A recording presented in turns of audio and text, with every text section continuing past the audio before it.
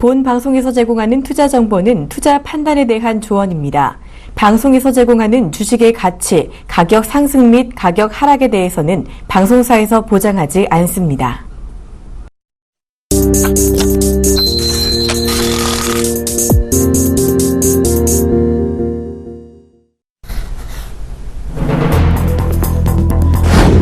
미국 상무부는 3분기 GDP 성장률 속보치가 연율 1.5%를 나타냈다고 발표했습니다.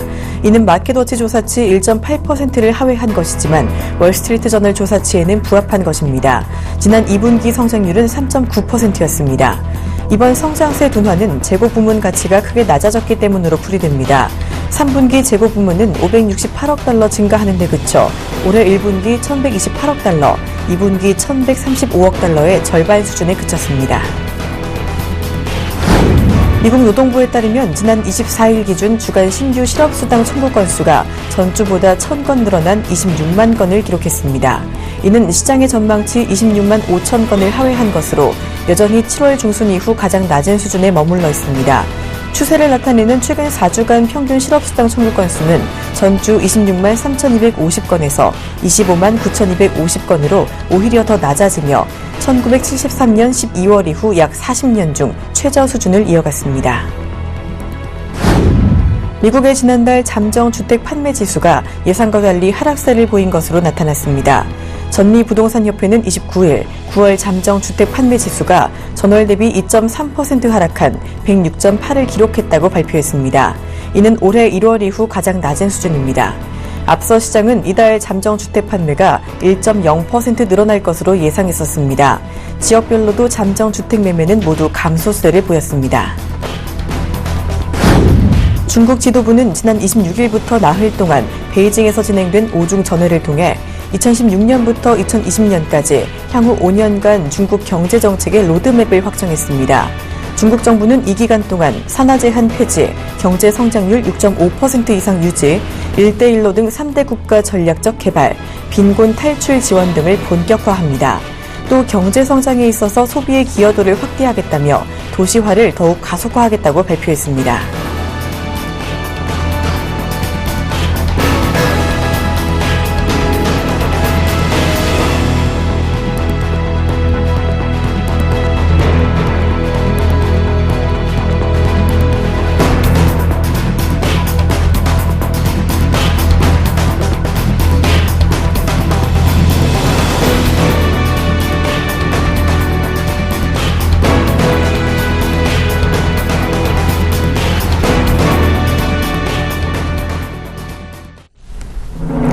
안녕하십니까. 출발증시와이드 박진영입니다. 자, 미국의 연내 금리 인상 가능성이 높아지고 있는 가운데 어제 발표된 미국의 GDP 3분기 속보치 둔화세를 보였습니다. 자, 이에 시장에 전반적으로 우려감이 나타나면서 간밤에 미국과 유럽 증시 전체적으로 부진한 모습을 나타냈는데요. 한편 중국에서는 나흘간 열렸던 5중 전회가 끝이 나면서 여러 가지 정책에 대한 기대감이 나타나고 있는 모습입니다. 특히 중국은 이 전면적으로 투자녀를 허용하는 정책을 발표하면서 이 관련주들에 대한 기대감 역시 나타나고 있는 모습인데요. 자, 이런 사실들 시장에 어떻게 반영되고 있는지 전체적인 글로벌 마감 상황 자세히 알아보도록 하겠습니다. 먼저 뉴욕 증시입니다. 어제 뉴욕 증시 일제히 하락했습니다. 다우지수 0.13%, S&P 500 지수는 0.04% 내렸고요. 나스닥은 0.42% 하락하면서 마감을 했습니다. 자, 다시금 높아진 이 12월의 금리 인상 가능성과 이 부진했던 미국의 주택 지표 역시 증시에 부담을 준 것으로 보이고 있습니다. 또한 전일 급등한 데에 따른 차익 실현 매물도 영향을 준 것으로 보이는데요. 게다가 개장 전에 발표됐던 미국의 3분기 GDP 속보치가 전분기 대비 크게 둔화된 1.5% 성장으로 나타났습니다. 이는 시장의 예상치에는 부합했지만 전체적으로 미국 성장에 대한 둔화 우려감을 자아내고 있는 것으로 풀이가 되고 있습니다. 자, 계속해서 유럽 마감 상황도 알아보도록 하겠습니다. 자, 간밤에 유럽 주요 증시도 하락하는 모습 보였는데요. 먼저 영국 증시가 0.65% 하락했고 프랑스는 0.1%, 독일 닥스 지수는 0.3% 가까이 하락하면서 마감하는 모습을 보였습니다. 자, 이유는 비슷합니다. 이 연준의 매파적인 움직임이 전체적으로 투자 심리를 위축시킨 것으로 나타나고 있습니다. 이어서 유가 마감 상황도 챙겨보도록 하겠습니다. 어제 국제 유가는 혼조세를 보였습니다. WTI는 WTI는 전일 대비 배럴당 0.3% 오르면서 46달러를 기록했고요. 브렌트유는 0.5% 하락하면서 48.8달러를 기록을 했습니다. 어제 유가에는 이 공급 과잉 해소에 대한 기대감이 작용을 했지만 또 전날 크게 급등한 데에 따른 차익 실현 매물이 나타나면서 혼조세를 보인 것으로 풀이가 되고 있습니다. 자, 계속해서 아시아 마감 상황도 알아보도록 하겠습니다. 어제 아시아 주요 증시 상승하는 모습 보였습니다. 일본과 중국 모두 어제 오름세로 마감하는 모습을 나타냈는데요. 니케이 지수는 0.17% 올랐고요. 상해종합지수 0.36% 오르면서 3,387포인트를 기록을 했습니다. 자, 일본 증시는 미국의 12월 금리 인상 가능성보다도 이 미국의 금리 동결 소식에 조금 더 반응을 한 것으로 보이고 있습니다. 그리고 일본의 산업 생산이 잘 나온 것도 일본 증시에 긍정적인 영향을 준 것으로 보이고 있습니다. 또 전일 급락했던 상해 증시는 오중전회가 폐막하면서 이 경기 부양책에 대한 기대감이 전반적으로 나타난 것으로 보이고 있습니다. 특히 어제 중국에서는 정책 테마주가 잘 오르는 모습을 보였는데요. 중국에서 두자녀 허용 정책과 이 도시화 정책 등을 발표한 만큼 이 중국뿐 아니라 국내 시장에서도 이 관련주 움직임들 조금 더 눈여겨보실 필요가 있겠습니다. 자, 이번에는 국내 시장 마감 상황도 알아보도록 하겠습니다. 어제 우리 시장 하락 마감했습니다. 코스피 0.4% 하락하면서 2034포인트 기록했고요. 코스닥도 0.4%가량 내리면서 690선을 겨우 지지하는 모습을 보였습니다. 앞서 미국 증시가 금리 동결 이후에 상승 마감하면서 장 초반에 우리 증시도 잘 오르는 모습을 보였는데요. 오전에는 또 삼성전자의 호실적 확정치가 나왔고 이 주주 친화 정책에 대한 기대감까지 나타나면서 코스피는 장중에 1% 넘게 오르며 무려 2060선을 돌파하려는 움직임도 나타났습니다. 하지만 오후 들어서 기관과 외국인의 동반 매도가 나타나면서 지수가 하락 반전을 했습니다. 외국인은 또 코스닥에서도 좀 매도하는 모습을 보였습니다. 자, 원달러 환율은 어제 11원 넘게 급등하면서 1140원대에 진입하는 모습을 보였습니다.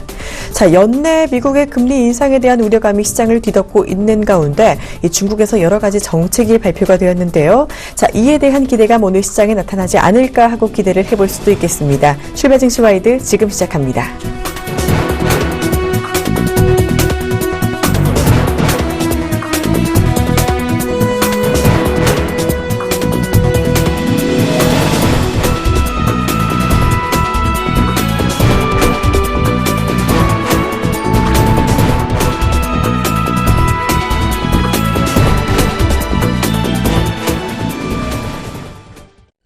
글로벌 경제의 주요 이슈와 전망, 경제학과 교수님에게 들어보는 시간이죠.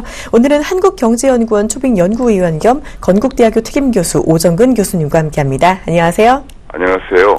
네, 어제 3분기 이제 요즘 실적 시즌이 꽤 진행이 되고 있는 가운데 어제 미국의 3분기 GDP 성장률이 전분기보다 크게 둔화된 1.5% 성장을 기록을 했습니다. 자, 예상치에는 부합을 했지만 전체적으로 경기 둔화 우려감이 나타나고 있는 모습인데요. 일단 미국의 3분기 GDP 분석 먼저 부탁을 드리고요. 이를 통해서 미국의 경제 전망 어떻게 봐야 할지도 궁금합니다. 미국의 이제 3분기 성장률 말씀하신 대로 이제 1.5%가 나와서 시장의 기대보다 좀 다소 낮은 수준을 보였습니다. 특히 이제 그 가장 큰 문제는 이제 미국의 그 수출이 둔화되면서 달러 강세 때문에 수출이 둔화되면서 8월까지 금년 들어서 8월까지 수출 증가율이 전년 동기간 대비 6.1% 감소를 하고 있습니다. 그 외에도 이제 그에 따라 그 외에도 유가가 이제 하락을 하고 있고 그다음에 그런 수출 둔화에 힘입어서 수출 둔화 때문에 재고도 감소하고 있고요. 그동안에 이제 호조세를 보여왔던 주택 시장 지표도 다소 부진한 모습을 보이면서 소비 지출도 좀 증가세가 둔화되고 있는 그런 모습을 보여주고 있는데 그래서 미국이 전반적으로 지금 현재 지난 2분기 성장률은 3.7%로 호조를 보였는데 3분기 들어서 1.5%로 떨어지면서 금년 전체 성장률이 작년 2.4%보다는 다소 좀 낮아지는 수준이 되지 않겠느냐 그런 전망이 우세하고 이거는 이제 지난번에 연준에서 전망한 것처럼 금년에 한 2.2% 내외 정도 성장에 그칠 것으로 작년보다는 다소 낮은 성장률을 보일 것으로 전망이 됩니다. 네, 또 28일에는 FOMC 회의 결과가 발표가 됐는데요. 미국이 금리를 또 동결을 했습니다. 예전과 다른 점은 연준이 이 다음 회의에서 인상 여부를 좀 더 자세히 검토하겠다며 시기를 구체적으로 짚어줬다는 건데요. 일단 12월에 미국의 금리 인상 가능성이 높아졌다라고 볼 수가 있겠는데 이 올해 안에는 여전히 힘들다라는 분석도 없지 않습니다. 자, 연준의 이 같은 발언은 어떻게 분석해 볼 수 있을까요? 그런데 연준에서 이번에 참 지금 그 전에 없던 그런 문구를 하나 넣었거든요. 경기는 이제 완만하게 회복되고 있다. 그러면서 이제 우려를 나타내고 있는 부분이 수출 부분이 돼서 이제 우려를 나타냈거든요. 결국은 달러 강세 때문에 수출이 지금 이제 금년 들어서 전년 동기를 마이너스 6.1% 정도 감소할 정도니까 이 부분을 이제 우려해서 하고 있는데 금리를 올리면은 달러 강세가 될 것이거든요. 그래서 이 부분 때문에 굉장히 미국도 이제 그야말로 연준이 신중하게 생각을 하고 있는데 문제는 이제 이번에 그 다음 FOMC에서 금리 인상 여부를 논의하겠다 얘기했단 말이에요. 그게 이제 12월인데 그 논의하겠다는 올리겠다는 얘기는 아니고 논의하겠다고 얘기했단 말이에요. 이것이 지난 6월 달에 예len 의장이 금년중 원정을 금리를 올리겠다고 한 발언 때문에 지금 이제 제가 보기엔 전반적인 경제 지표를 본다 그러면은 지금 실업률은 이제 5.1%로 좋은데 근원 PC 이 물가지수 그는 이제 소비자 물가지수가 1.3 핵심 소비자 물가지수라고 그러는 이게 이제 1.3% 여전히 낮거든요. 2%의 목표에 크게 미치지 못하고 있고 달러는 강세가 되고 있고 이것 때문에 이런 걸 고려하면 사실은 내년 초로 넘어가는 것이 경제 지표를 보면은 바람직하겠습니다만은 6월 달에 금년중에 언젠가 올리겠다는 발언도 있고 해서 아마 12월에 논의를 하겠다 이렇게 문구를 집어넣은 것을 저는 그렇게 생각을 하고 있고 이렇게 본다 그러면은 연말 인상 가능성이 한 50% 정도밖에 되지 않지 않겠느냐 논의하겠다고 하고 했고 지표는 그렇게 만족스럽게 나오고 고용지표 외에는 물가지수라든지 혹은 달러 강세 수출 문제 증가 투나 감소 이런 것들이 좋지 않게 나오고 있기 때문에 연말에 논의를 하되 인상 가능성은 절반 정도밖에 되지 않아서 경우에 따라서는 내년 초로 넘어갈 가능성도 있다 이런 생각을 하고 있습니다. 네, 그러니까 연준이 다음 회의라는 시기를 정확히 언급은 하기는 했지만 확실히 올린다라는 이야기가 아니고 논의하겠다라는 말이 나는 점, 그리고 경기 지표가 아직 충분히 좋지 않다는 점을 말씀을 해주셨습니다. 이 12월에 금리가 인상될 가능성은 한 절반 정도로 보시면서 내년 초로 인상 시기를 미루는 게 조금 더 좋지 않을까라는 말씀까지 해주셨습니다. 자, 이번에는 중국 이야기를 좀 해볼까 합니다. 어제 중국의 오중전회가 막을 내렸는데요. 이에 경기 부양 기대감에 어제 중국 증시 상승하는 모습을 보였습니다. 이에 있어서 해외 주요 투자 은행들은 중국 증시가 연말까지 조금 더 오르지 않겠느냐라는 이야기도 나오고 있는데요. 이 중국 증시 전망 교수님께서는 어떻게 보시는지요? 일단 이제 크게 두세 가지 생각이 있습니다. 하나는 이제 어제 폐막한 오중전회가 일단 오중전회를 계기로 해서 중국 경제가 지금까지의 그 투자 중심 성장에서 소비 중심 성장으로 이제 바뀌고 있고요. 그것 때문에 아마 그 중국에서 지금 벌써 이제 소비 시장 쪽에서 반응을 보이고 있습니다. 그래서 자동차 판매를 증가한다든지 해서 소매 판매도 다소 이제 증가하는 모습을 보이고 있고요. 또 한 가지 중요한 것은 중국이 최근에 인민은행이 금리와 지급 준비를 동시에 인하하고 또 그 전에 또 이제 위안화 평가 절하를 하고 했거든요. 그런 것은 중국이 적극적인 경기 부양책을 지금 하고 있고 또 앞으로 더 할 것이라는 그런 점을 시사해주고 있고요. 또 한 가지 세 번째 중요한 변수는 지금 이제 그 미국 금리 인상이 계속 늦춰지면서 다시 좀 주춤했던 그 신흥시장국의 외국인 자금 투자가 일제히 증가세로 돌아서고 있거든요. 그래서 그런 점들을 고려해 볼 때 최소한 FOMC가 12월 금리 인상 논의 때까지 12월까지는 중국을 비롯한 거의 대부분의 그 신흥시장국 주가가 역시 한국도 마찬가지인데 최소한 12월 초순까지는 올라갈 가능성이 있고 그에 따라서 중국도 역시 12월 초순까지는 올라갈 가능성이 있다. 그런 이제 분석이 지배적입니다. 네, 그러니까 중국의 경기 부양책이 나오고 있다는 점, 그리고 금리 인상이 조금 더 늦어질 수 있다는 점을 미루어 봤을 때, 이 12월 미국의 FOMC 회의가 진행되기 전까지 이 중국과 한국 증시를 포함한 신흥국 증시가 조금 더 올라갈 수 있겠다라는 전망까지 주셨습니다. 자, 어제 국내 시장에서는요, 가장 큰 이슈였던 것 중에 하나가 바로 삼성전자의 자사주 매입이었습니다. 이 무려 11조 원대의 자사주를 매입하면서 이 삼성그룹의 주주 친화 정책이 주목을 받고 있는 모습 인데요. 이에 삼성전자와 삼성그룹 분기 배당제 도입도 검토를 하고 있다라고 하는데 이 삼성이 이 같은 정책을 펼치는 의미는 무엇이라고 볼 수 있을까요? 이런 그 주주 친화 정책은 지난번에 삼성물산과 제일모직 합병 때 논의가 많이 된 거거든요. 그러니까 삼성물산과 제일모직이 여러 가지 그 엘리엇데이 공세에도 불구하고 국민연금이 지지를 해주어서 합병을 성사시켰습니다. 그런 그 성사시킨 데는 사실상 삼성물산과 제일모직이 삼성그룹이라고 하는 것은 이제 한국을 대표하는 기업이라는 것 때문에 국민연금이 전폭적인 지지를 한 것이거든요. 일부에서는 뭐 반대도 있었습니다만 그러나 그런 지지를 이제 했고 그러한 반대 거기에 대한 그 일종의 보답으로 주주 친화 정책을 내놓을 것을 요구해왔고 또 기대도 컸었습니다.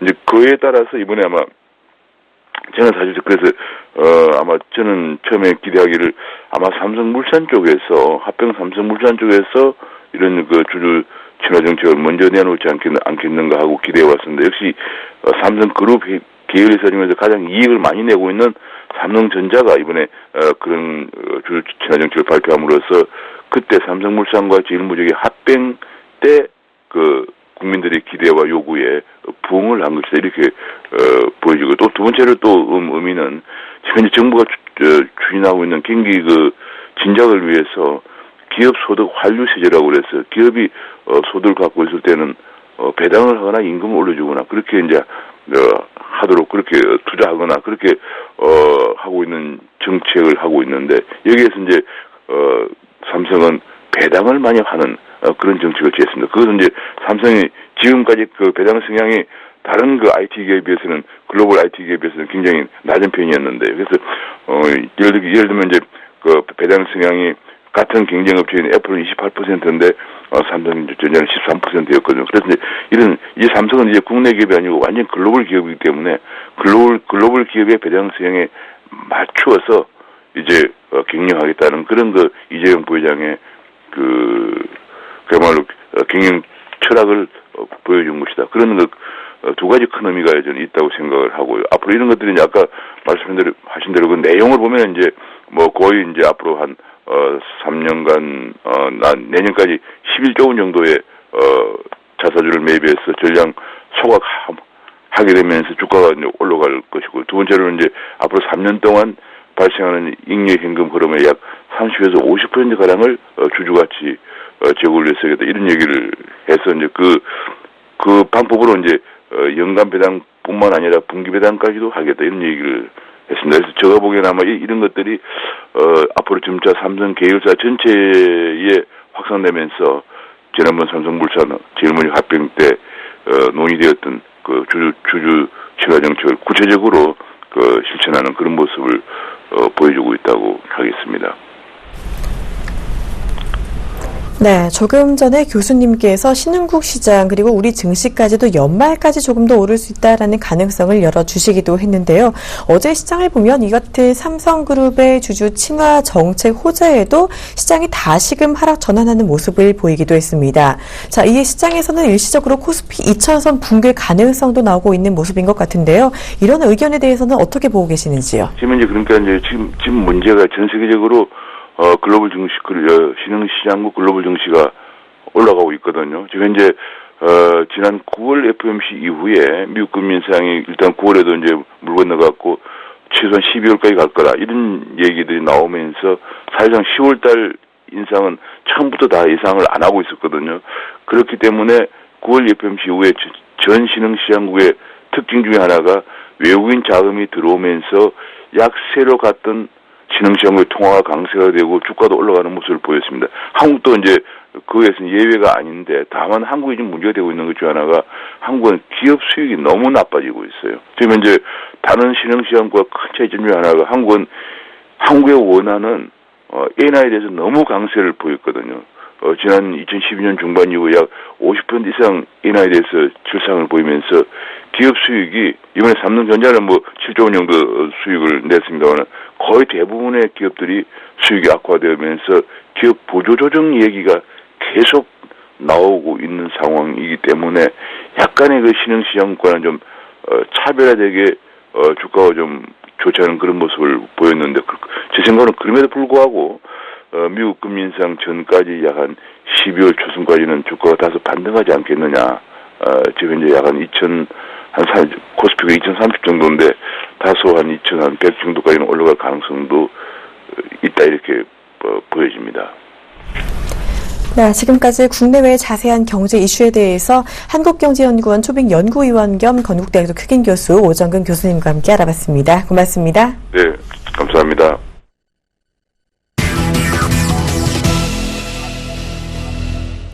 본 방송에서 제공하는 투자 정보는 투자 판단에 대한 조언입니다. 해당 주식의 가치나 수익률에 대해서는 보장하지 않습니다. 자, 지금 이 시간 국내 시황의 대가와 함께 국내 시장 전략 자세히 알아보는 시간이죠. 오늘은 아데나 투자자문 신승용 대표와 함께합니다. 안녕하세요. 네, 안녕하십니까. 네, 어제 우리 시장, 양시장 모두 0.4%가량 하락하는 모습을 보였습니다. 좀 장 초반에는 잘 오르더니 삼성그룹의 호재에도 불구하고 다시 하락 마감하는 모습을 보였는데요. 조금 더 자세한 시장 리뷰부터 부탁을 드립니다. 네, 일단 말씀하셨던 대로 어제 시장, 그 전강 후약의 장세. 어찌 보면요, 시장 상황들, 나름 호재가 나올 만큼 나왔고, 그 호재에 이제 반응이 지금 다 했다. 좀 속된 말로, 약발을 다 했다. 이런 생각이 좀 많이 듭니다.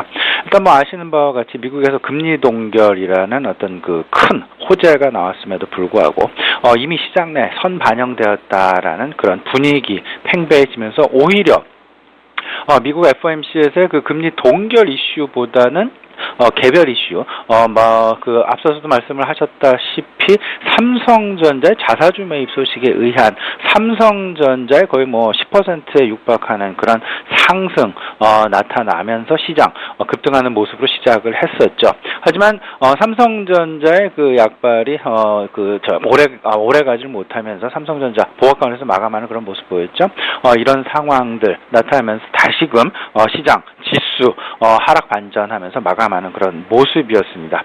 시장에서 이렇게 좀 얘기를 하고 있죠. 유동성 장세가 연장된 것만은 분명하다. 왜냐하면 22도 그렇고요.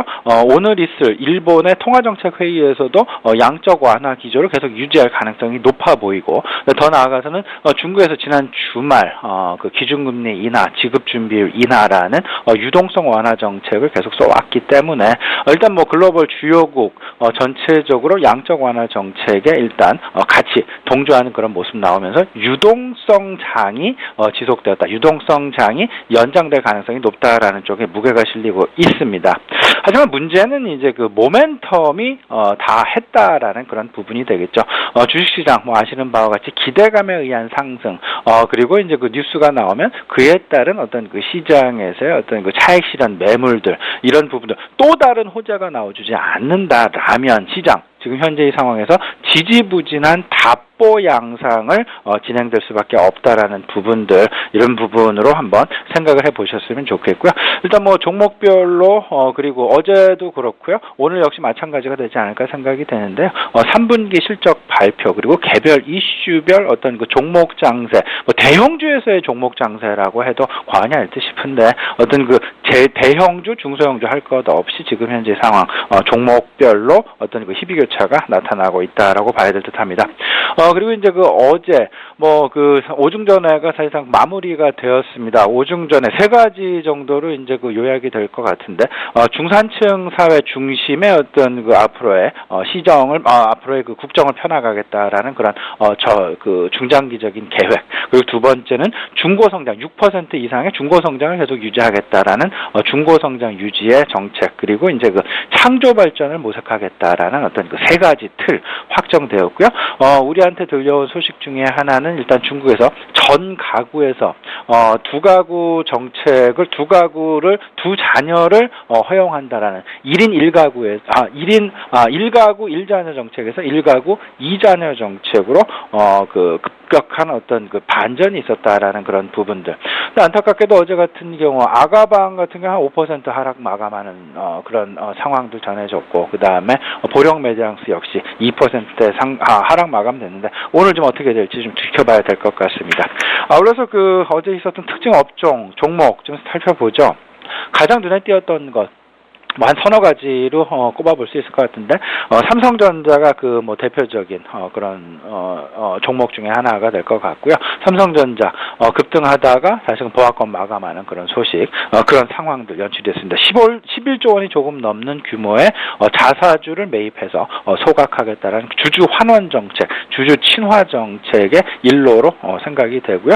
이 부분 삼성그룹주에서 계속 나오고 있죠. 삼성화재 역시 마찬가지였습니다. 삼성화재의 자사주 매입 소식, 그 다음에 삼성증권 역시 이번 주였죠. 삼성증권, 삼성화재, 삼성전자까지 이어지는 자사주 매입 소식들 계속되고 있습니다.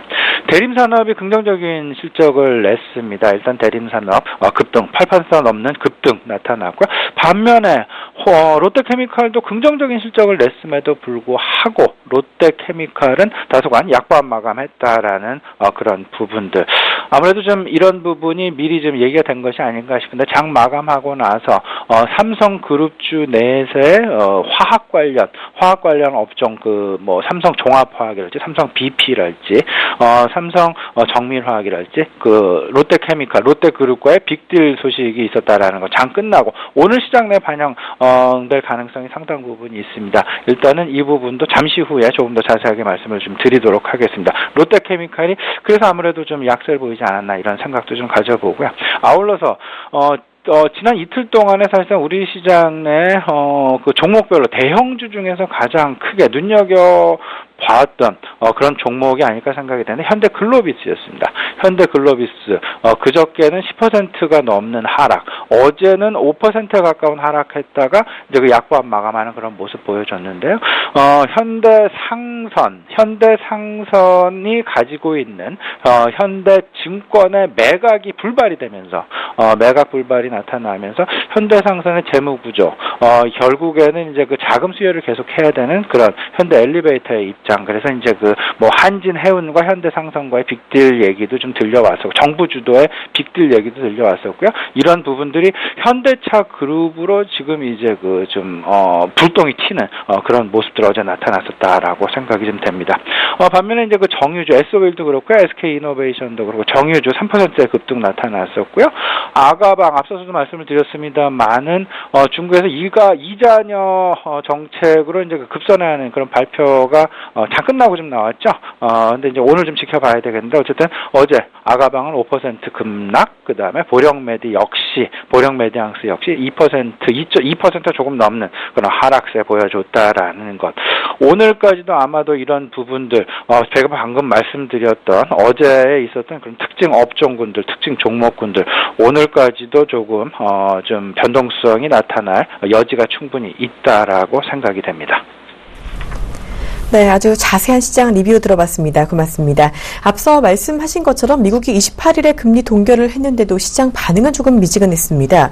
일단 12월에 미국의 금리 인상 가능성이라는 것이 부각이 되면서 투자 심리가 조금 위축된 것이다라는 분석도 나타나고 있는데요. 이런 시장 움직임 그 배경을 조금 더 자세히 짚어주신다면요. 예, 그 배경 단적으로 이제 두 가지로 표현이 될 수 있습니다. 첫 번째는 이미 시장 내 선반영이 되었다라는 부분. 앞서서도 상당 부분 며칠 전부터 계속 이제 그 말씀을 드려왔습니다만은, 미국 월가에서의 어떤 이번 10월 달에 FOMC에서의 금리 인상 가능성 서베이 부분들, 이런 부분들이 사실상 10월 달 그 가능성이 10% 미만으로 하락을 해서 상당 부분 희박했었다라는 그런 부분들. 그로 인해서 글로벌 유동성 장이 지속된다는 기대감으로 글로벌 시장 전반적으로 상승하는 그런 모습들 나타났었고요. 그다음에 두 번째, 아까 말씀드렸다시피 12월 달에 금리 인상의 가능성이 상당 부분 높아진 발언을 이번에 옐런 의장이 했다라는 것, 이런 부분들로 인해서 투자 심리에 오히려 좀 위축, 이런 상황 속에서 제 개인적인 판단으로는 이렇습니다. 12월에 FOMC 회의는 12월 15일 그리고 16일 양일간에 거쳐서 이제 FOMC 회의를 진행을 하게 됩니다. 그렇다면 지금부터 유동성 장세가 진행될 기간은 약 한 달여 정도. 그렇다면 한 달여 정도 미니 유동성 장세는 분명히 진행될 가능성이 있고 아랫단은 분명히 탄탄하게 받쳐줄 가능성이 분명히 있다. 하지만 위로 상승하기 위한 모멘텀은 극도로 지금 부족한, 오히려 모멘텀의 소진 장세다라는 그런 생각이 좀 많이 듭니다. 물론 이제 하나 남아있는 모멘텀, 일본에서의 오늘 있을 은행 정책회의, 중앙은행 정책회의가, 일본은행 정책회의가 지금, 금융정책회의가 지금 남아있고 있는 그런 상황인데요. 이것 역시 기대하는 바와 마찬가지로 양적 완화 기조 계속 유지한다라는 그럴 가능성이 높습니다. 그렇다면, 지금 현재 시장에서 예상했던 그 방향 그대로 지금 가왔고, 발표도 그대로 했었고, 그렇다면, 추가적인 모멘텀의 소진이다라는 그런 부분들. 따라서 앞으로는요, 유동성 장세는 진행이 되되, 모멘텀의 부재 상황, 그렇다면 개별 이슈로 시장은 회귀할 수밖에 없는 그런 양상, 그 개별 이슈에는 무엇이 있을까를 돌아보게 된다라면 가장 중요한 것, 실적이라는 부분들을 빼놓을 수 없을 것 같고요. 두 번째는 정부의 정책, 그리고 주주 친화 정책이랄지 아니면 이제 배당 정책이랄지 전반적인 이런 부분이 되지 않을까, 이렇게 좀 생각을 하고 있습니다. 네, 이 같은 전일 삼성전자의 주주 친화 정책에 더해서 앞서 잠깐 말씀해 주신 것처럼 이 롯데가 삼성의 화학 계열사를 인수한다라는 소식까지 나오면서 종목별 개별 재료가 어제는 상당히 많았는데요.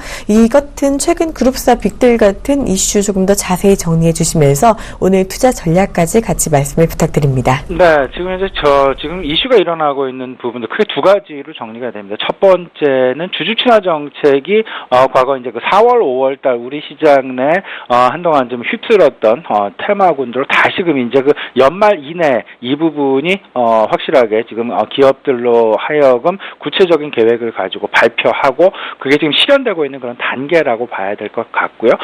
여기에는 결국에는 배당 정책이 빠질 수 없다라는 부분들, 이제 연말이 다가오고 있습니다. 배당 관련된 부분들 꼭 좀 주목하실 필요가 있어 보이고요. 두 번째, 이제 기업군별로 그리고 산업군별로 지금 현재 빅딜이 지금 진행되고 있다라는 것. 가장 앞서서 얘기되었던 것이 현대상선과 한진해운의 정부 주도 M&A설이었습니다. 이거와 이제 마찬가지로 결국에는 이제 삼성그룹과 롯데그룹 간에 어제 이제 화학업종의 빅딜 소식이 어제 이제 장 끝나고 저녁 때 전해 왔었죠. 이런 어떤 업종군들의 변화, 이런 부분들을 살펴보게 된다라면 하나로 요약이 될 수 있습니다. 결국은 경기 민감 업종 그리고 과다 업종, 경쟁 과다 업종에서의 경기 민감 업종에 더 이상 유동성을 견디지 못하는 그런 상황에서의 어쩔 수 없는 교육지책으로 지금 이제 빅딜이 진행되고 있다라는 것. 그리고 삼성그룹 같은 경우는 향후 미래 구도를 명확하게 했다라는 면에서 긍정적인 부분이 아닐까 생각이 됩니다. 롯데 역시 화학 쪽에 그들의 경쟁력을 가지고 있기 때문에 화학과 그다음에 유통업 쪽에서 그들의 경쟁력을 갖고 있기 때문에 화학업 쪽의 강화, 이런 면에서 상당히 긍정적으로 시장 내에서 평가가 될 수 있다라는 부분들. 제가 생각하는 문제는 이렇습니다. 현대상선의 문제가 되겠습니다. 현대상선, 한진해운, 지금 해운 업종이 지금 언제 암흑에서 벗어날지 모르는 그런 상황, 이런 상황 속에서 불똥이 사실상 현대차 그룹으로 지금 튀어 있는 그런 상황인데요. 그로 인해서 현대글로비스, 현대차, 현대모비스, 기아차를 제외한 전 어떤 상장 현대차 그룹의 주가가 하락하는 그런 모습들 지금 나타나고 있습니다. 현대상선을 현대차 그룹이 가져가는 것이 아니냐. 결국에는 이제 그런 쪽으로 지금 시장에서의 어떤 의문의 결론, 루머의 결론들이 지금 나타나고 있는데요.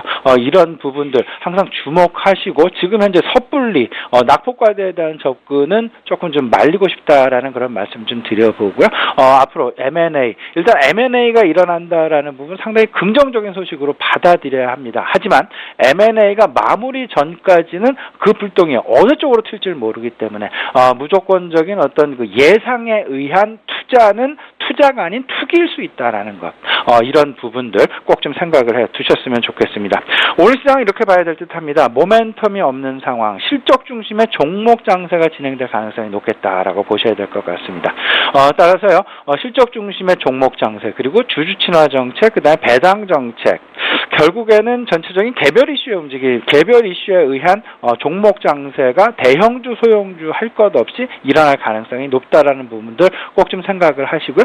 지수의 방향성보다는 종목별 움직임에 조금은 더 주목하시는 것이 바람직하지 않나 이렇게 생각을 합니다. 오늘 주목해야 될 업종 종목, 화학업종 빅딜과 관련된 업종군들, 종목군들 좀 지켜보셔야 될 것 같고요. 그다음에 중국의 전가구 이자녀 그 전격 허용한 그런 부분들, 육아 관련주, 그다음에 그 소비 관련주, 그리고 교육 관련주에 대한 관심 필요해 보인다라고 말씀을 좀 드리겠습니다. 네, 이렇게 오늘 시장 전략까지 아데나 투자자문 신승용 대표와 함께 아주 자세히 알아봤습니다. 고맙습니다. 네, 감사합니다.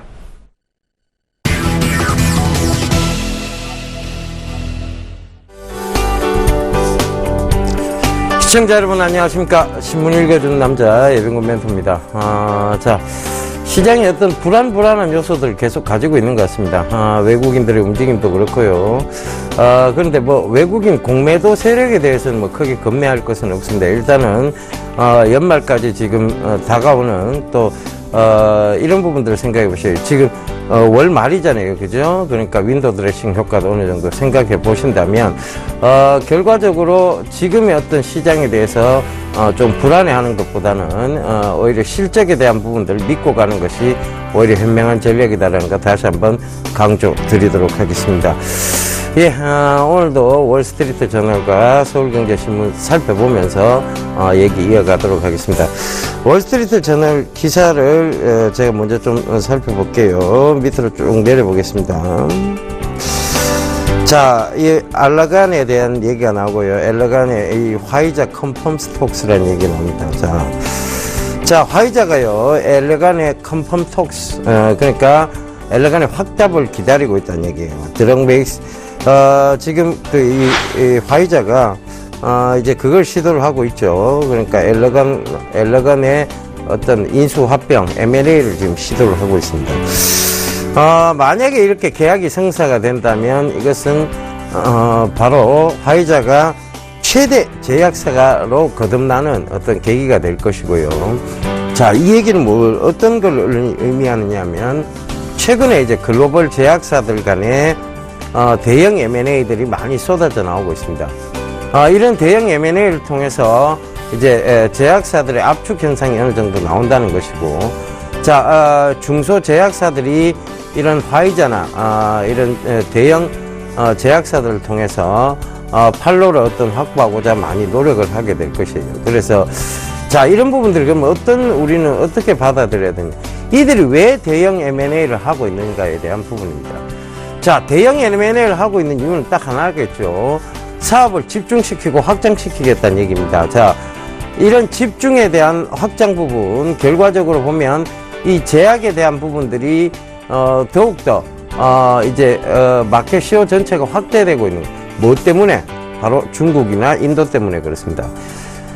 중국이나 인도 쪽은 특히 인도 같은 경우에는 신앙을 많이 믿기 때문에요. 결과적으로 이 제약에 대한 의존을 제약에 대한 의존도가 별로 높지 않았어요. 그런데 자, 그런 부분들 때문에 결국은 뭐냐면 그 제약을 많이 쓰지를 않았었죠. 그런데 이들 거대한 인구 국가들, 특히 중국도 마찬가지고요, 인도도 마찬가지고, 이 인구 국가들이 약을 갖다 쓰기 시작했다는 얘기입니다. 즉 이제는 약에 의존하는 시대가 왔다는 얘기죠. 결과적으로 이런 그것들이 전체적인 마켓시어의 확대를 가져왔고, 그로 인해 이런 제약사들의 대형 M&A들이 계속 추진되고 있는 상황이라고 보시면 되겠습니다. 그래서 업황이 그만큼 좋다는 얘기입니다. 특히 제약 업황 쪽은. 제가 바이오 쪽은 아직도 좀 의구심 좀 듭니다. 바이오 쪽은 결국은 임상에 대한 결과치, 그 다음에 거기서 제약, 이 판매될 때까지의 어떤 과정, 이런 것들이 있기 때문에 아직은 거품 단계, 즉, 올라오게 되면 그것은 무조건 거품이 끼이는 단계라고 보시면 될 것 같고요. 그래서, 제약사들 여전히 좀 좋게 보셔야 됩니다. 그래서, 가장 상비약 위주의 제약사들, 그리고, 셀트리온 얘기 참 하기 싫은데요. 셀트리온 얘기를 좀 해야 될 것 같습니다. 셀트리온이 지금 매출이 뚜렷하게 일어나고 있는 것은 없어요. 그러나, 어찌되었건, 호스피라라는 쪽을 통해서 이 화이자하고 연결되어 있다는 것이, 결국은 셀트리온의 어떤 긍정적 역할을 해 들어갈 수 있는 부분이라고 생각을 합니다. 그런데, 저는, 셀트리온 투자에 대해서는 좀 반대 의견을 드리고 싶어요. 아직까지는 명확하게 해진 부분은 없다. 그러니까 차라리, 셀트리온을 보실 바에는 차라리, 중소제약사들, 물론 뭐, 이런 화이자의, 지금, 엘레간의 어떤 인수, 이게 이루어진다면, 셀트리온 주가에는 긍정적이에요. 그렇지만, 보유하고 계신 분들은 그냥, 이런 부분들을 즐기시되, 지금 신규 접근을 하시려고 하는 분들은 저는 가능하면 다른 제약사를 좀 보는 게 맞지 않겠느냐라고, 좀 말씀을 드리겠습니다. 왜냐하면, 글쎄요. 아직 명확해진 부분들은 없어요. 사실상. 뭐, 셀트리온이 실제적으로, 지금 매출이 명확하게 일어나고 있는 부분이 아니라, 지금 매출이 일어나고 있는 것은 서로 자회사 간의 어떤 매출이 일어나고 있는 부분들. 그리고 그 부분들이, 어떤 위기설까지 올 정도의, 그런 유통기한적인 부분, 이런 것들을 참고해 보신다면, 굳이 지금 구간에서는, 여러분들이 따라가실 필요가 있겠느냐. 그럼 이건 보유자의 영역을 넘기신 게 맞겠다는 생각이 듭니다. 그래서 보유하신 분들은 익절가를 잘 잡고 가신다면 지금 추세적으로 어떤 방향성은 분명히 나올 것 같아요. 그러니까 그런 부분들을 참고해 보셨으면 좋겠습니다. 자, 그래서 추세적 방향성이 나올 때는 결국은 익절가를 잘 잡고 가시면 되겠죠. 자, 그 부분 참고해 보시고요. 서울경제신문 살펴보도록 하겠습니다. 자, 대우조선해양 추가 지원 선박 수주용 5조 5천억 최대 규모입니다. 근데 업황이 지금 좋지 못한 상황에서의 이런 긴급 수혈이 과연 어떤 의미가 있을 것이라는 것은 어떤 의미가 있겠느냐 다시 한번 의구심을 품을 수밖에 없는 그런 부분입니다. 그래서 대우조선해양은 얘기 넘어가도록 하겠습니다. 자, 바로 뽑아온 기사 참고해 볼게요. 옐런 예상 깬 매파적 신호 시점 못 박으며 연기설 확산을 제동했다. 자, 어찌됐건 제가 빨라도 미국 금리 인상 12월이라는 얘기를 했습니다. 이제 12월로 굳혀지고 있는 상황입니다. 왜냐하면 미국은 신뢰의 국가입니다. 이런 얘기에 대해서 굉장히 신뢰도를 굉장히 중요시하는 국가죠. 결국 이번에 만약에 이런 옐런의 어떤 얘기들 연내하겠다 이런 얘기들이 결국은 이제 지켜져야 될 단계까지 온 겁니다. 그러니까 이번 약속까지 깨지면 연준의 신뢰도는 엄청나게 추락을 하게 되겠죠. 그래서 오히려 미국 경제에 악영향을 미칠 수 있다는 얘기들이 더 많이 나옵니다.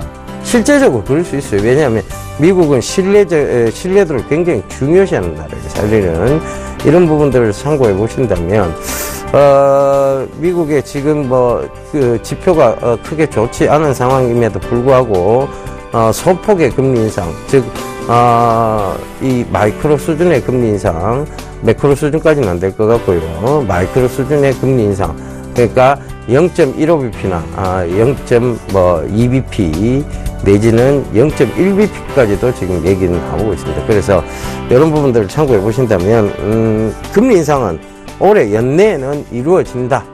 이렇게 좀 확정을 짓고 가는 게 좋을 것 같습니다. 그러면 진작에 이렇게 12월달 하겠다고 얘기를 하지 그전부터 계속해가 시장을 괴롭혀왔던 게 참 못내 밉습니다. 그죠? 미국이 이런 부분들은 조금 미국의 어떤 세계 경제 국가라면서 이런 야근 짓은 하지 않는 게 좋겠죠. 애초에 12월 정도로 잡았다면 시장을 이렇게 괴롭히고 가지는 않았을 겁니다.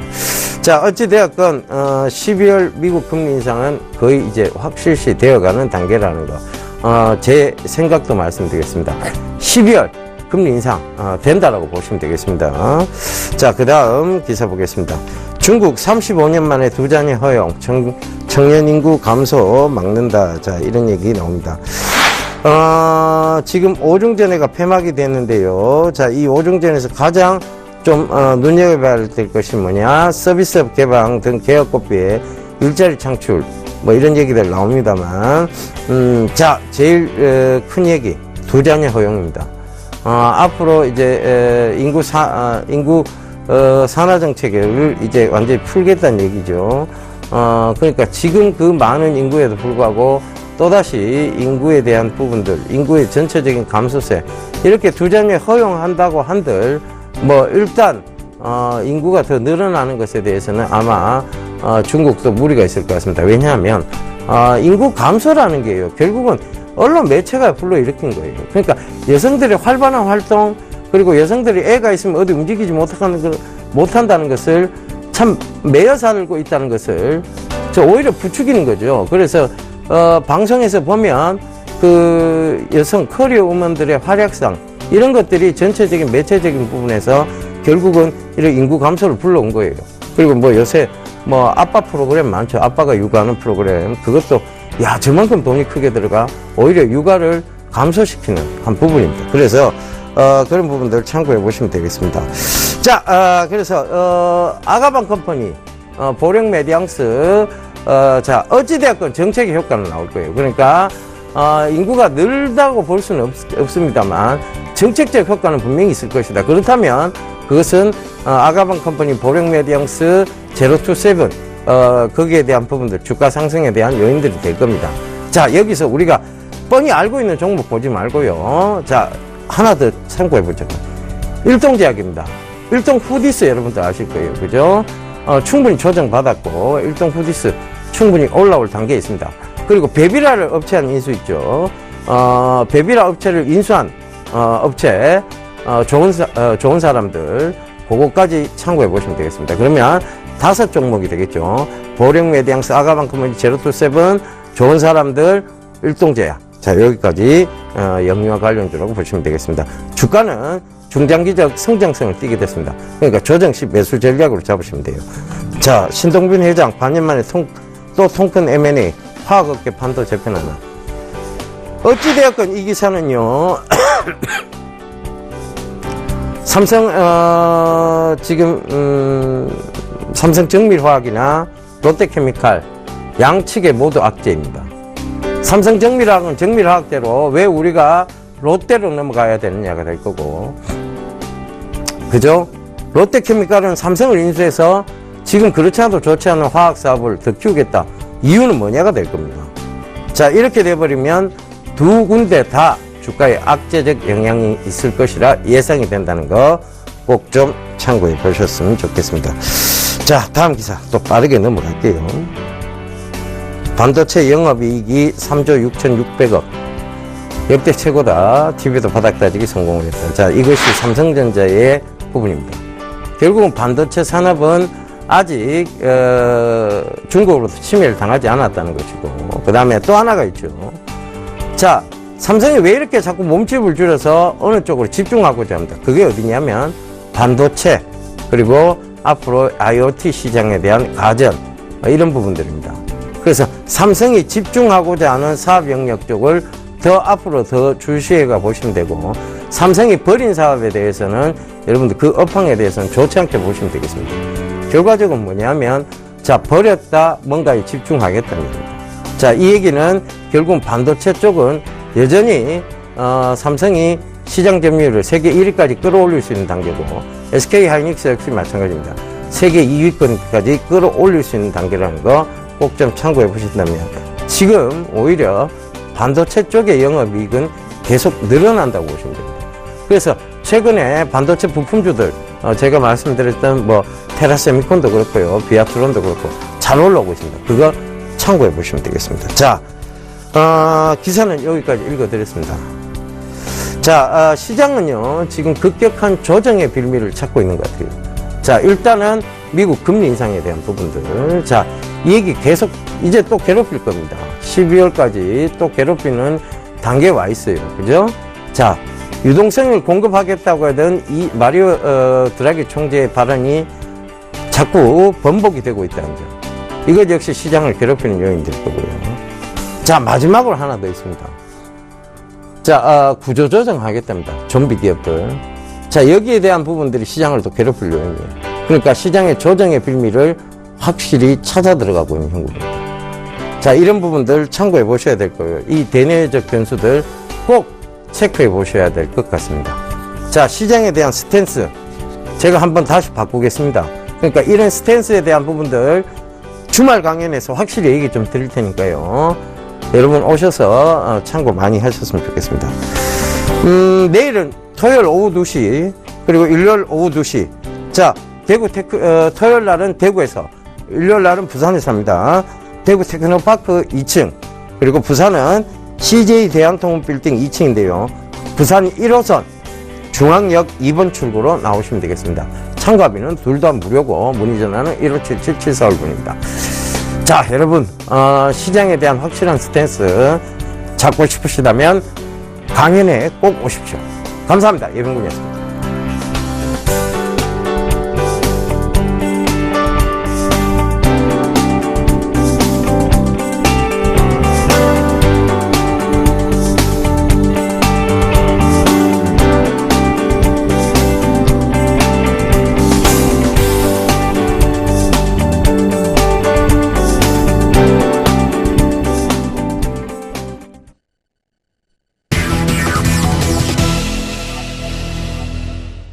이드코의 상한가 팩토리 시즌2 시간입니다. 오늘도 여의도에 계시는 샘플러스 이드코 멘토 만나봅니다. 안녕하세요. 반갑습니다. 네, 반갑습니다. 자, 앞서 멘토님께서 월요일부터 주 후반으로 갈수록 지수 하락이 나올 거다라는 말씀을 해주셨는데 정말로 지수가 조금씩 밀리고 있습니다. 이 전각 후양 장세가 이어지고 있는데요. 어제는 무려 2040포인트를 이탈하기도 했었죠. 오늘장 일단 어떻게 보시는지 궁금하고요. 이 또 삼성전자 같은 경우 어제 윗꼬리 달고 음봉 마감을 했었고 위메이드도 말씀해 주신 것처럼 전강 후약이 나와줬는데 이 지수에 더해서 종목별 대응 전략까지 부탁을 드립니다. 글쎄, 일단 어제 같은 경우에도 말씀드렸던 주 후반으로 갈수록 점진적인 하락 지수 방향성에 대해서 월요일부터 좀 말씀을 좀 드렸던 그런 부분이었는데 결국 상승 후에 하락 반전을 해버렸어요. 전일 삼성전자의 자사주 매입에 대한 이슈로 인해서 상승이 좀 나와줬지만은 결국에는 음봉 마감을 하게 되면서 삼성전자도 말씀드렸듯이 135만 원에서 6만 원을 돌파는 했지만은 맞고 떨어지는 그런 흐름들 일단은 나오게 되면서 일단 상당히 좀 갭 상승 출발에 했던 거에 대해서 갭을 메울 수 있는 그런 부분들로 진입을 하는 그런 과정이기 때문에 일단 하지만 어제 이제 갑작스러운 자사주 매입의 발표가 좀 나와주게 되면서 실적 발표도 동시다발적으로 좀 나와주었지만은 그것이 사실상 차익 실현의 빌미로 좀 작용을 하게 되면서 윗꼬리가 긴 음봉 마감하는 그런 모습들. 자, 결국 이제 이것이 우리 지수도 안 좋은 그런 영향을 끼쳤다라고 해도 과언이 아니기 때문에 상당히 종목도 그렇고 지수도 전기전자 업종을 제외하고서는 큰 특징적인 흐름이 있었던 종목군들은 없지 않았나 싶습니다. 자, 일단 이제 저점을 조금씩 낮추고 있죠. 코스피 지수는 고점은 돌파를 했지만 이것이 단발성으로 끝나게 되면서 어느 정도 저점 라인들이 어느 정도 조금씩 낮춰주고 있는 어떤 그런 상황이기 때문에 이것이 2020포인트 부근까지 21선 부근까지 하락이 나올지에 대한 부분들 지금 누차 말씀드렸지만 이번에 금리 인상하기 전까지 그 전까지는 사실상 이제 글로벌 증시에서 호재가 없는 상황이기 때문에 그 전까지만 우리 지수 잘 버텨줘야 된다. 하지만 주 후반으로 갈수록 지수는 점진적인 하락 구간으로 진입이 가능하다라고 좀 말씀 좀 드렸기 때문에 상승하는 종목 따라잡지 말고 저점에 있는 종목들 끌고 갈 수 있는 종목으로 매수하고 보유하고 있는 종목들 리스크 관리 지속적으로 주문을 드렸던 겁니다. 자, 근데 어제 같은 경우 단발성으로 상승했던 종목들 대부분 윗꼬리가 좀 나아지게 되면서 개인들이 상당히 좀 많이 물려버리게 되는 그런 모습들 혼자서 대응하기에는 상당히 어려운 그런 구간으로 진입을 했기 때문에 자, 어제도 말씀드렸지만은 이번 파동에서 내가 보유하고 있는 종목들 반드시 전략을 확실하게 짜시고 대응을 하셔야 된다라고 지속적으로 좀 말씀을 좀 드리고 있는 겁니다. 자, 해서 코스피 지수 같은 경우에는 단기적으로 지금 박스권에 코스닥 지수 같은 경우에는 단기적으로 지금 박스권에 갇혀 있는 그런 모습이 되겠습니다. 일단 8월부터 10월 달까지 이번 달까지 박스권에 이렇게 갇혀져 있는 그런 모습인데, 자 일단은 11월 달이 이제 코앞에 있는 그런 상황이죠. 11월 달에는 반드시 700포인트 정도를 돌파해야 이 박스권 돌파형으로 레벨업 할 수 있는 그런 구간으로 진입할 수가 있다라고 좀 볼 수가 있기 때문에, 자 어느 정도 상승폭이 좀 나와줘야 이 레벨업 구간에서의 제약바이오 섹터는 물론 주식시장 전반적인 상황들이 좋아질 수 있다라고 볼 수가 있기 때문에, 자 그만큼 11월 달이 중요한 그런 상황이 되겠고요. 자 미국이 11월 달부터 소비 시즌으로 들어가기 때문에 다우지수는 물론이어야 글로벌 증시 11월 달 반드시 금리 인상하기 전에 잘 버텨줘야 된다. 자 하지만 그렇지 못하게 됐을 때는 조금 변동성이 크게 작용할 수 있는 그런 상황이기 때문에 항시 대비는 항시 하셔야 된다라는 점 참고하시는 것이 현명한 그런 부분이었나 싶습니다. 자 어제 이제 위메이드가 또다시 정강후약의 패턴이 좀 나와주었죠. 지속적으로 간을 보고 있는 것 같아요. 곧 떨어지는 그런 모습들, 개인들을 탈탈 털어내려는 그런 모습들이 좀 나오고 있는 그런 상황인데, 자 중요한 것은 이번에 사실상 자사주 매입을 한 이후에 실적 발표가 11월 4일에 나와준다라고 좀 말씀 좀 드렸는데, 제 계산 방식에 의해서는 상당히 좀 좋은 실적이 나와줘야 되는 그런 부분이기 때문에, 자 이제 다음 주가 되겠네요. 다음 주에 실적 발표를 하는데, 자 그만큼 이번에 적자 연속적인 그런 상황이었기 때문에 적자 연속에서 흑자 전환이 되고 흑전 유지가 됐을 때, 그때는 바로 그것이 주가의 방향성이 완전히 틀어버릴 수가 있는 그런 부분이기 때문에 충분히 그런 가능성이 있다. 자 해서 제가 많은 기업을 투자를 할 때 저는 적자인 기업을 상당히 유심히 좀 관찰을 하고 공부하지, 흑자 연속적인 기업들은 그다지 메리트를 좀 못 느낍니다. 삼성전자 같은 경우에도 실적이 안 좋았다가 점진적으로 좋아지니까 슈팅이 나오는 모습들, 그리고 적자였다가 흑자 전환하게 되면은 그에 대한 기대감은 더욱더 투자자들에게 심리적으로도 커질 수밖에 없는 그런 상황이기 때문에 그에 대한 이슈가 위메이드에서도 나올 수 있다는 점 지속적으로 느끼고 있는 그런 상황입니다. 자, 해서 어제 이제 장마감하고 증권사 리포트가 또 나와주었습니다. 목표 주가를 6만원 이상으로 보는 리포트가 좀 나와주었는데, 계속 긍정적인 상황들은 나올 수 있다는 점 참고를 하시고 대응하자라고 좀 말씀 좀 드리도록 하겠고요. 자, 오늘도 마찬가지의 관점입니다. 지속적인 하락의 폭 여부 지켜보시면서, 자, 어느 분이 10월 달에는 좀 수익이 좀 안 나서 걱정입니다 하시는 분들, 종목값 쓸 때 많이 계시는데, 자, 10월 달 자체가 좀 변동성이 컸기 때문에 손실 안 보는 것으로만으로 다행이다. 너무 단기 파동에 연연하지 마시고, 조금 더 멀리 내다볼 수 있는 우리 시청자분들이 되셨으면 좋겠다라고 좀 말씀 좀 드리도록 하겠고요. 자, 오늘 금요일입니다. 자, 날씨가 좀 쌀쌀해져갖고 요즘 감기에 걸리시는 분들 많으실 거라고 좀 생각이 됩니다. 자, 우리 증시처럼 변동성이 좀 커지는데, 자, 감기들 조심하시고 주말엔 주식 잊으시고 편안한 주말 되시기를 바라겠습니다. 오늘 사학과 팩토리는 여기까지입니다. 고맙습니다. 네, 좋은 말씀 고맙습니다. 자, 전부터 말씀해주신 11월의 소비 시즌이 곧 시작이 되는데요. 이 점 잘 참고해 주시고 다음 주에 나오는 위메이드의 실적 발표까지 조금 더 기다려보자라고 이야기해 주셨습니다. 지금까지 샘플러스 이득호 멘토와 함께 오늘 일장 대응 전략까지 알아봤습니다. 자, 출발 증시와이드 1부는 여기서 마무리하고요. 저는 잠시 뒤 2부로 돌아오겠습니다. 고맙습니다.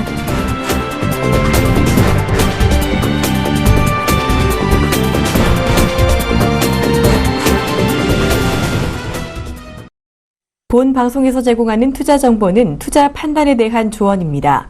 방송에서 제공하는 주식의 가치, 가격 상승 및 가격 하락에 대해서는 방송사에서 보장하지 않습니다.